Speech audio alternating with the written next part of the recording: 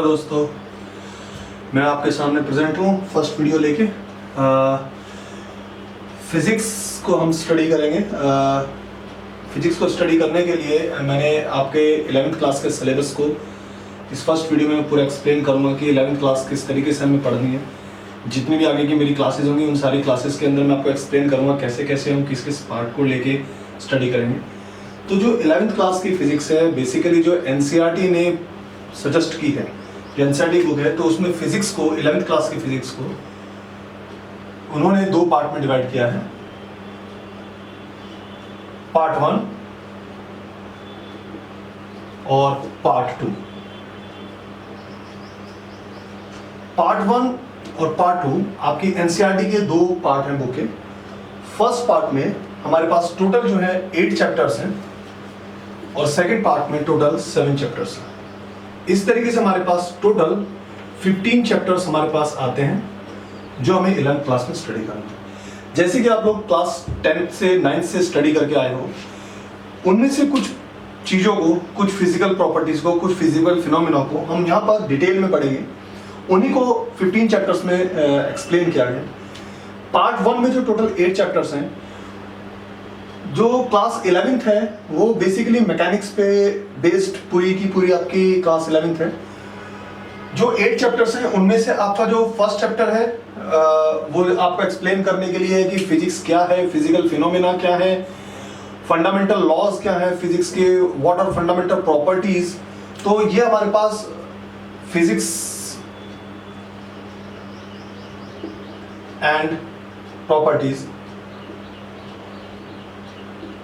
ये हमारे पास first chapter हो जाएगा इसका, या आप इसको फिजिकल वर्ल्ड भी कॉल कर सकते हो।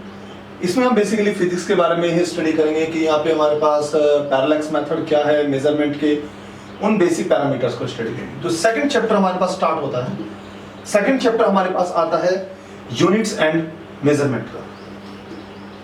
फिजिक्स में यूनिट्स एंड मेजरमेंट। अब अगर किसी भी हम फिजिकल प्रॉपर्टी की बात करें, तो जब तक हमारे पास किसी फिजिकल प्रॉपर्टी के पास उसकी कोई यूनिट नहीं होगी, कोई नोमेनक्लेचर नहीं होगा, हम उसको एक्सप्लेन ही नहीं कर सकते। फॉर एग्जांपल यहाँ पे मैं अगर लिख देता हूँ 5, तो अब इस 5 को देख के आप ये मुझे नहीं बता सकते ये 5 है क्या। लेकिन अगर मैं यहाँ पर आगे लिख देता हूँ 5 kilometre, then we can easily see that this is a length. अगर मैं यहाँ पर 5 मीटर कर दूं, again length, but the parameters are different. 5 second time, 5 kg weight, 5 degree Celsius temperature. तो ये हमारे पास जो टर्म्स यूज किए गए हैं, these terms are called units. Second chapters में हम यूनिट और मेजरमेंट के बारे में स्टडी करेंगे कि आगे हम फिजिक्स में जो भी फिजिकल पैरामीटर्स पढ़ेंगे, जो भी फिजिकल प्रॉपर्टीज पढ़ेंगे, उन फिजिकल प्रॉपर्टीज में जो हम टर्म्स यूज कर रहे हैं, जो हम यूनिट्स यूज कर रहे हैं, वो क्या क्या एक्सप्लेन कर रही हैं, उन यूनिट्स को किस तरीके से स्टडी करना है। तो यहां पर हमारे पास सबसे पहले यूनिट्स एंड मेजरमेंट्स में आ जाएगा कि यूनिट्स को क्लासिफाई कैसे किया गया है, कौन सी यूनिट कब यूज करनी है, मीटर कब यूज करना है, किलोमीटर कब यूज करना है, सेकंड, सेंटीमीटर कब यूज करना है। तो ऐसा ही सिस्टम आ जाएगा हमारे पास, FPS सिस्टम आ जाएगा, CGS सिस्टम आ जाएगा, MKS सिस्टम आ जाएगा कि फिजिक्स के अंदर यूनिट्स को किस तरीके से मेजर किया जाएगा। सेकंड जो पार्ट हम इसके अंदर स्टडी करेंगे वो होगा मेजरमेंट से रिलेटेड। मेजरमेंट से रिलेटेड मेरा कहने का मतलब ये हुआ कि अब आपके पास यूनिट्स पता है, जब आप लैब में एक्सपेरिमेंट करने जाएंगे, किसी लेंथ को मेजर करेंगे, तो there are lots of errors. हम एक्सपेरिमेंटल एरर हो सकता है, जो इंस्ट्रूमेंट हम यूज कर रहे हैं उसमें एरर क्रिएट हो सकती है, ह्यूमन एरर एग्जिस्ट कर सकते हैं। इन सब एरर्स की वजह से जो हमारे पास मेजरमेंट सामने आएगा, उस मेजरमेंट में कहीं ना कहीं कोई डिफरेंस जरूर होगा एज अ ट्रू वैल्यू से। तो किसी भी ट्रू वैल्यू और जो हमने वैल्यू मेजर की है, उन दोनों के डिफरेंस को हम एरर कॉल करेंगे। उस एरर को किस तरीके से मिनिमाइज किया जाए और उन एरर को किस तरीके से सॉल्व किया जाए, सेकंड पार्ट इसी का हमारे पास मेजरमेंट में आ जाएगा। एरर्स को स्टडी करने के लिए हमारे पास एरर्स को ऐड कैसे करना है, एरर्स को सब्ट्रैक्ट कैसे करना है, डिफरेंशिएट कैसे करना है, कितने टाइप्स की एरर होती हैं। कुछ एरर्स ऐसी होती है जिनको हम रिमूव कर सकते हैं, कुछ एरर्स ऐसी होती हैं जो रिमूव नहीं हो सकती। सेकंड पार्ट जो है इसका इसी पे बेस्ड होगा। थर्ड पार्ट में हम स्टडी करेंगे सिग्निफिकेंट फिगर्स। जब हमने मेजरमेंट ले लिया तो अब हमारे पास एरर्स एग्जिस्ट कर गई, तो हम किसी वैल्यू को प्रिसाइज कैसे किया जाए, एक्यूरेट कैसे किया जाए, उनके बेसिस पे सिग्निफिकेंट फिगर्स को स्टडी करेंगे। And the fourth part is dimensions.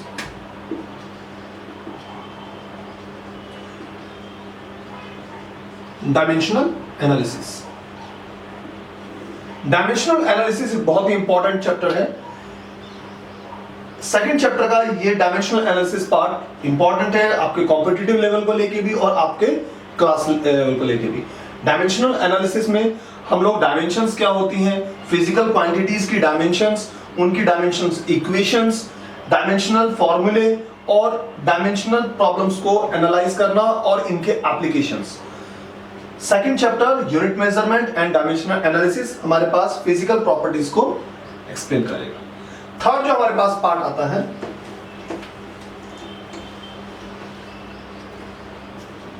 जो थर्ड चैप्टर हमारे पास होगा वो होगा हमारे पास मोशन। मोशन को यहां पे मैं क्लासिफाई करूंगा 1 डायमेंशन, 2 डायमेंशन और 3 डायमेंशन। यहां पर हम सिर्फ 2 ही डायमेंशन को एनालिसिस करेंगे, motion in 1 dimension and the fourth chapter deals with motion in 2 dimension. 2 dimension को हम प्लेन भी कॉल करते हैं, तो कुछ जगह पर इसको मोशन इन अ प्लेन के नाम से भी स्टडी करेंगे। मोशन इन 1 डायमेंशन में हम बेसिक मोशन की प्रॉपर्टीज को स्टडी करेंगे। पॉइंट ऑब्जेक्ट्स क्या होता है, फ्रेम ऑफ रेफरेंसेस क्या होते हैं, displacement, distance, speed, velocity, uniform motion, acceleration क्या होता है, इनके ग्राफ स्टडी करेंगे इसमें। और यहां पर हमारे पास जब 1 डायमेंशनल एनालिसिस होगा तो उसमें रिलेटिव वेलोसिटीज कैसे एग्जिस्ट करेंगी, when 2 bodies are moving in same direction और in opposite directions, how their velocities are different, तो इसको स्टडी करेंगे मोशन इन 1 डायमेंशन में। मोशन इन 2 डायमेंशन या मोशन इन अ प्लेन, इसमें हम स्टडी करेंगे प्रोजेक्टाइल मोशन को, वेक्टर एनालिसिस, वेक्टर्स इसी के अंदर आ जाएगा आपका, और प्रोजेक्टाइल मोशन यहीं पे आ जाएगा। वेक्टर्स और प्रोजेक्टाइल बहुत ही इंपॉर्टेंट टॉपिक्स हैं। वेक्टर्स का जो यूज होगा वो आपको 11th में और 12th में बहुत ज्यादा होने जा रहा है, और वेक्टर्स के बेसिस पर हम बहुत सारी फिजिकल प्रॉपर्टीज को सॉल्व कर सकते हैं। तो vector is a very important tool to solve many physical problems. तो वेक्टर्स को हम डेप्थ में स्टडी करेंगे। प्रोजेक्टाइल मोशन आपके पास मोशन इन 2 डायमेंशन में आ जाएगा। इसके बाद हमने जब ये 4 चैप्टर हमारे पास हो जाएंगे तो इसके बाद हम स्टडी करेंगे अपना 5th चैप्टर, जो बताएगा कि हमने मोशन तो स्टडी कर लिया लेकिन मोशन के पीछे कॉज क्या था। अब हम यहां पर आ जाएंगे डायनामिक्स में। अभी तक हमने जो 3rd और 4th चैप्टर था that was kinematics, we are simply studying motion, but what is the cause behind that motion, the science which deals with the cause is called dynamics. जो 5th चैप्टर होगा वो dynamics, और dynamics का जो सबसे पहला हमारे पास कॉज होगा मोशन का that is force, and force comes with Newton's law. तो हमारे पास यहां पे आ जाएगा Newton's laws of motion.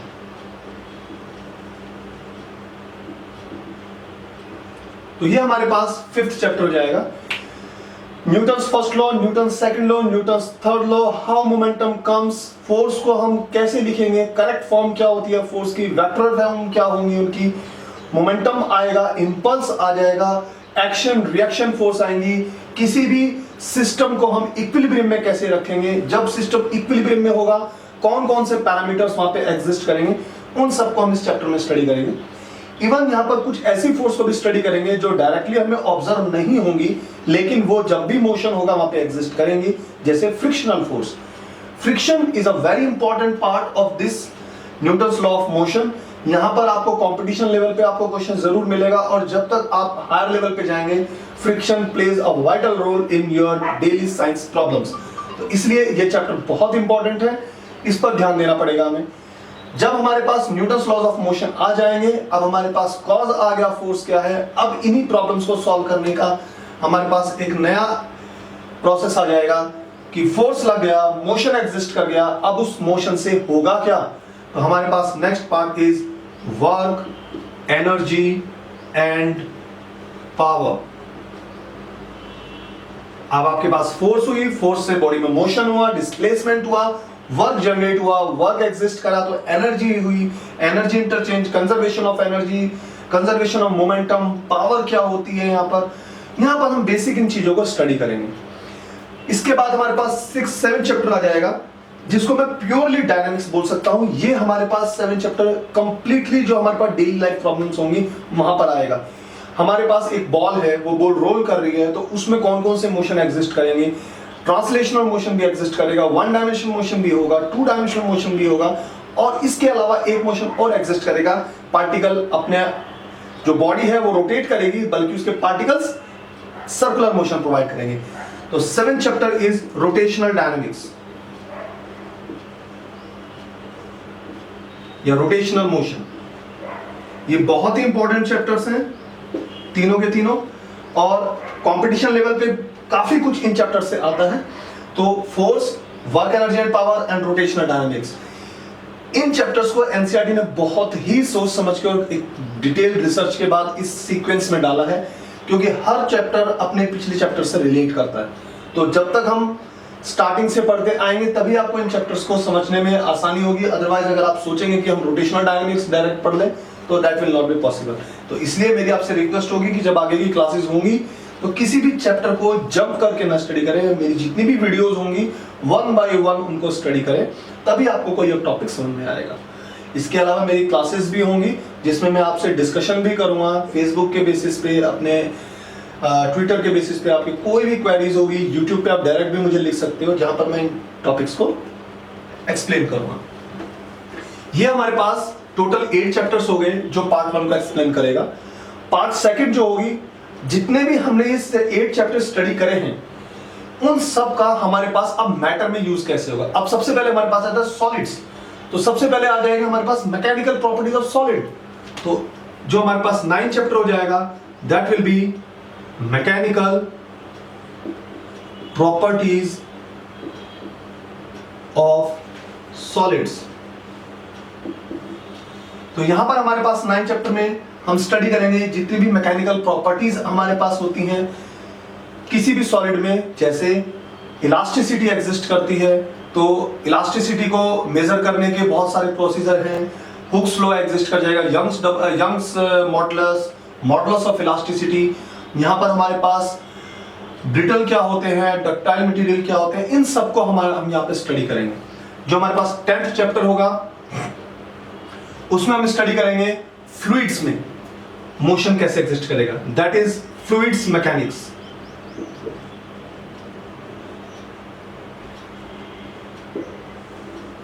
Fluid mechanic हमारे पास वो ब्रांच है साइंस की जिसमें हम फ्लूइड्स में जो मोशन एग्जिस्ट करेगा उसको स्टडी करेंगे। जो हमारी लॉज है मोशन के, उन सब मोशंस का बिहेवियर फ्लूइड्स में कैसे होगा, क्योंकि फर्स्ट पार्ट के अंदर हमने इंडिविजुअल पार्टिकल्स में मोशन स्टडी किया है, लेकिन जब हम मैक्रोस्कोपिक लेवल पे आएंगे, बल्क फॉर्म में लेके आएंगे, तब वो किस तरीके से बिहेव करेंगे। तो मैक्रोस्कोपिक और माइक्रोस्कोपिक दोनों लेवल पे जो लॉज है मोशन के वो किस तरीके से अप्लाई करते हैं, मैकेनिकल प्रॉपर्टीज और फ्लूइड मैकेनिक्स इस चीजों पे स्टडी करेंगे। फ्लूइड मैकेनिक्स में हमारे पास आ जाएंगी विस्कोसिटी। विस्कोसिटी के साथ साथ हम यहाँ पे और भी बहुत सारी चीजें पढ़ेंगे, जैसे हमारे पास बर्नौलीज थ्योरम हो गई, और यहाँ पर हमारे पास जब बॉल को हम मूव कराते हैं तो बॉल स्पिन क्यों करती है, एक डायरेक्शन में जाती है, अगर बॉल को इस डायरेक्शन में घुमाए तो इस तरफ क्यों मूव करती है। तो there are lots of physical phenomena which exist in fluid mechanics. तो 10th चैप्टर फ्लूइड मैकेनिक्स का होगा, इसमें हम इन चीजों को स्टार्ट करें। जो 11th चैप्टर होगा, 11 चैप्टर्स में अब हमारे पास आ जाएंगी thermal properties.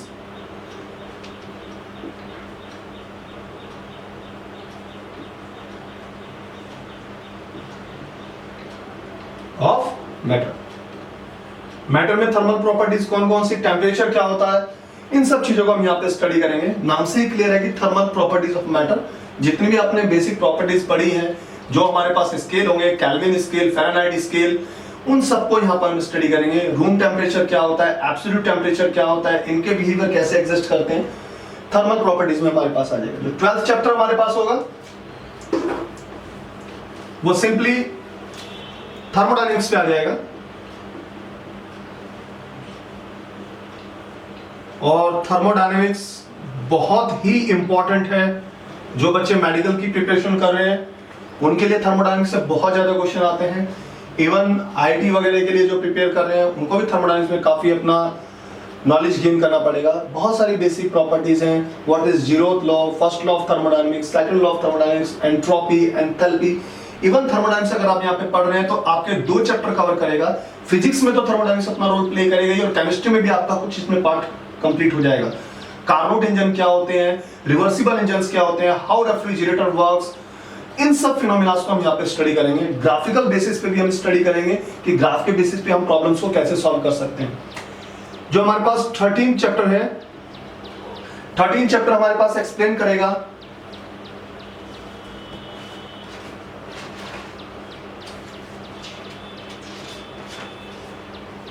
Kinetic theory of gases.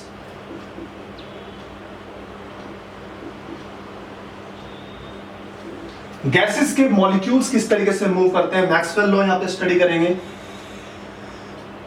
जो पोस्टुलेट्स हैं काइनेटिक थ्योरी के वो क्या क्या हैं, रियल गैसेस क्या होती हैं, इन सब चीजों को हम यहाँ पे स्टडी करेंगे। तो गैसेस मॉलिक्यूल्स में जो लॉज है मोशन के वो किस तरीके से अप्लाई करेंगे, दैट इज काइनेटिक थ्योरी। जो 14 चैप्टर हमारे पास होगा दैट इज ऑसिलेशन।